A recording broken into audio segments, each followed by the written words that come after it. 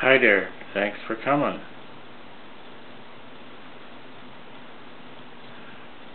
I'd like to talk today about how to find the bottom of a real estate market. And based on past experience,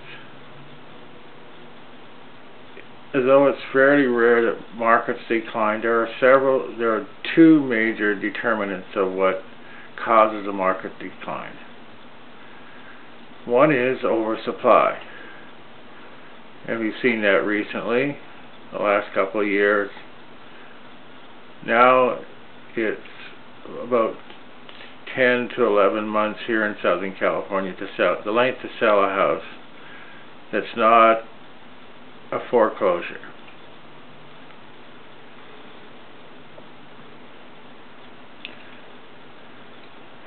And the real determinant of what the bottom of the housing market is, because the oversupply continues to drive the price down. There are more foreclosures because people become underwater and they give up the house because they can't make the payments anymore, or there's some problem. This drives the price down. But what determines what the bottom of the market is the comparable rents.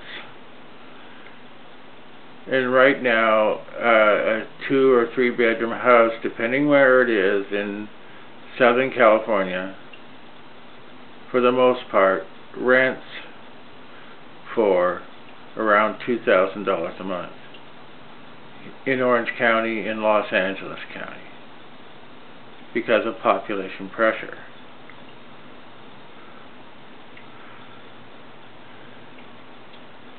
The price per month, when you do all the calculations, if you have taxes and insurance and everything factored in, with a 10% down, the houses are around $350,400 at the low end. And consequently, with the 10% down, the people that are buying it have to pay somewhere between $3,500 to $4,000. Well, that's approximately twice what the rentals are. So if you were an investor and you wanted to buy a rental and rent it out and make money, you would either do it through appreciation of the price, or you would have the price of the house at the price of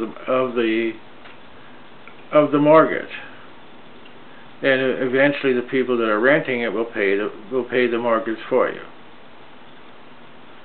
But if the price is too much higher and the investor gets into trouble, he has now to make up the negative money amount every month,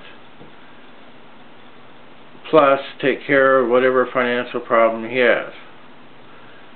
So that factor, the price of the rental, and the fact that they can't cover the mortgage, makes every investor hesitate.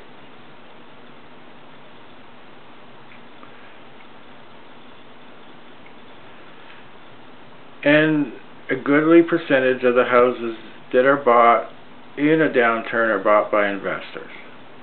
So the fact that investors are buying foreclosures right now, is that they are trying to jump the gun. But the economy is going to go south, and there's going to be less and less investors, and the majority of the foreclosures we haven't even seen from the adjustables. As the prices continue to go down, we will have more and more people be underwater. So there's less and less incentive to make the payment, because their credit gets shot as soon as they miss a payment. So this is a cautionary tale to you to be careful. And at the bottom, you hear stories of things like townhomes being raised brand new townhomes in Texas were raised because it was cheaper to tear them down, and they would make more money on the houses that the bank had left than if they sold the townhomes in that small town. Amazing.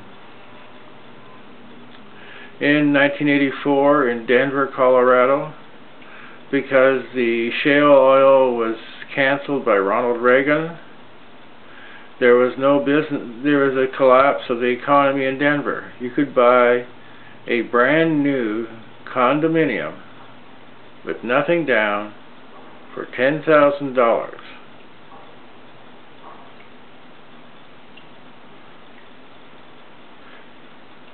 And 4 years later, when the economy recovered, you could have sold that condominium for $44,000. Amazing. We are in similar extraordinary times. Unemployment is going to continue to go up, so rental property will go down, and so will the prices of homes. It will continue at least until August of next year, maybe a little bit longer. And then the prices will continue to go down.